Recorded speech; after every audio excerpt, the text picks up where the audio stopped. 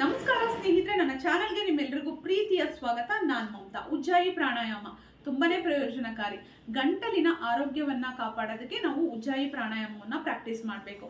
ಇದರಿಂದ ಗೊರಕೆ ಸಮಸ್ಯೆ ನಿವಾರಣೆ ಆಗುತ್ತೆ. ಮತ್ತೆ ಗಂಟಲ ಭಾಗದಲ್ಲಿ ಏನಾದರೂ ಟಿಶ್ಯೂಸ್ ಬೆಳವಣಿಗೆ ಆಗಿದ್ರೆ ಅದರಿಂದ ತುಂಬಾ ಗೊರಕೆ ಬರ್ತಿರುತ್ತೆ, ಅಥವಾ ಸ್ಲೀಪ್ ಅಪ್ನಿಯಾ ಅಂತಹ ಸಮಸ್ಯೆ ಶುರುವಾಗಿರುತ್ತೆ.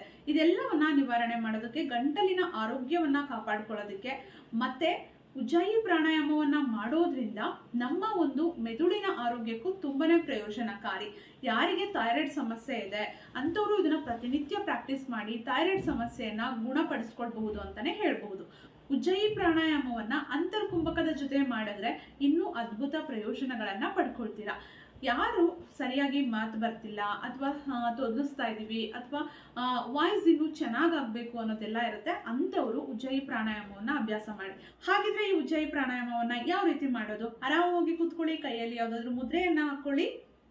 ಉಸಿರನ್ನ ತಗೊಳ್ಬೇಕಾದ್ರೆ ಗೊರಕೆ ಸೌಂಡ್ ಬರುತ್ತೆ ನೋಡಿ, ಆ ರೀತಿ ಉಸಿರನ್ನ ಸೌಂಡ್ ಮಾಡ್ತಾ ಗಂಟಲಿನ ಭಾಗ ಗಾಳಿ ಉಚ್ಕೊಂಡು ಹೋಗ್ಬೇಕು. ಆ ರೀತಿ ಸೌಂಡ್ ಮಾಡ್ಕೊಂಡು ಉಸಿರನ್ನ ತಗೋಬೇಕು. ಮೊದಲನೇದಾಗಿ ಆರಾಮಾಗಿ ಕೂತ್ಕೊಂಡು 3 ಸಲ ನಿಧಾನವಾಗಿ ಉಸಿರನ್ನ ತಗೊಳ್ಳೋದು, ನಿಧಾನವಾಗಿ ಉಸಿರನ್ನ ಬಿಡೋದು ಮಾಡಿ ನಂತರ ಉಜ್ಜಾಯಿ ಪ್ರಾಣಾಯಾಮವನ್ನ ನೀವು ಅಭ್ಯಾಸ ಮಾಡೋದಕ್ಕೆ ಶುರು ಮಾಡಿ. ಫಸ್ಟ್ ರಿಲ್ಯಾಕ್ಸ್ ಮಾಡ್ಕೊಳ್ಬೇಕು.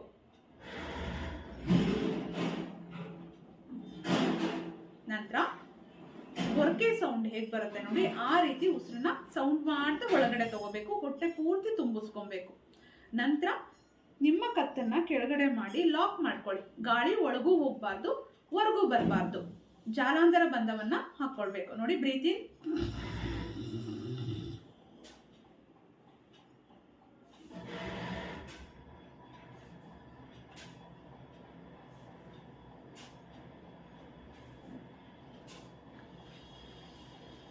Breathe out. ಉಲ್ಟಾ ಕಾಣಿಸ್ತಿರುತ್ತೆ. ನಾನು ಉಸಿರನ್ನ ಹೊರಗಡೆ ಹಾಕಿದ್ದು ನನ್ನ ಎಡಮೂಗಿನ ಹೊಳ್ಳೆಯಿಂದ. ಮೋಸ್ಟ್ಲಿ ಫೋನಲ್ಲಿ ಏನು ಫ್ರಂಟ್ ಕ್ಯಾಮ್ರಾದಲ್ಲಿ ರೆಕಾರ್ಡ್ ಮಾಡ್ತಿರೋದ್ರಿಂದ ಬಲ ಮೂಗಿನ ಹೊಳ್ಳೆಯಲ್ಲಿ ಉಸಿರು ಬಿಟ್ಟಂಗೆ ಕಾಣಿಸ್ತಿರ್ಬೋದು. ಆದರೆ ಎಡಮೂಗಿನ ಹೊಳ್ಳೆಯಿಂದ ಉಸಿರನ್ನ ಬಿಡಬೇಕು. ಉಸಿರನ್ನ ತಗೋಬೇಕು. ಎಷ್ಟು ಹೊಟ್ಟೆ ತುಂಬುತ್ತೋ ಅಷ್ಟು ಉಸಿರನ್ನ ಗೊರಕೆ ತರ ಸೌಂಡ್ ಮಾಡ್ತಾ ಗಂಟಲ ಹತ್ರ ಇಲ್ಲಿ ಫೀಲ್ ಆಗಬೇಕು.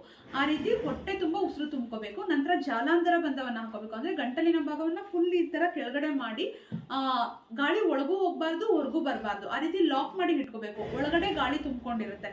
ನಂತರ ಎಷ್ಟೊತ್ತಾಗುತ್ತೋ 10 ಸೆಕೆಂಡ್ಸ್ ಆಗುತ್ತಾ ಅಷ್ಟೊತ್ತು ಹೋಲ್ಡ್ ಮಾಡಿ ನಂತರ ವಾಪಸ್ ಮೇಲೆ ತಲೆಯನ್ನ ಮೇಲೆ ಎತ್ತಿ ಎಡಮೂಗಿನ ಹೊಳ್ಳೆಯಿಂದ ನಿಧಾನವಾಗಿ ಉಸಿರನ್ನ ಹೊರಗಡೆ ಹಾಕಬೇಕು. ಈ ರೀತಿ ಪ್ರಾಕ್ಟೀಸ್ ಮಾಡಿ.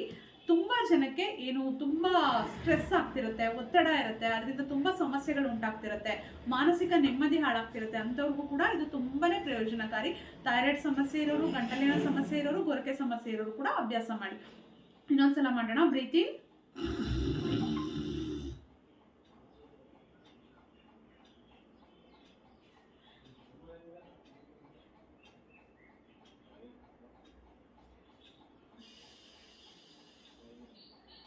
ಬ್ರೀತ್ ಇನ್ ಮಾಡಿ, ಹೋಲ್ಡ್ ಮಾಡಿ, ಮತ್ತೆ ಎಡ ಮೂಗಿನ ಹೊಳ್ಳೆಯಿಂದ ಉಸಿರನ್ನ ಹೊರಗಡೆ ಹಾಕಿ. ತುಂಬಾ ಪ್ರಯೋಜನ ಸಿಗುತ್ತೆ. ಪ್ರಾಕ್ಟೀಸ್ ಮಾಡಿ. ವಿಡಿಯೋ ಇಷ್ಟ ಆಗಿದ್ರೆ ಲೈಕ್ ಮಾಡಿ. ವಿಡಿಯೋವನ್ನ ಯಾರಿಗೆಲ್ಲ ಥೈರಾಯ್ಡ್ ಸಮಸ್ಯೆ ಇದೆ, ಗಂಟಲಿನ ಸಮಸ್ಯೆ ಇದೆ ಅಂತವ್ರು ಎಲ್ರಿಗೂ ವಿಡಿಯೋವನ್ನ ಶೇರ್ ಮಾಡಿ. ಮತ್ತೆ ಭೇಟಿಯಾಗೋಣ. Thank you.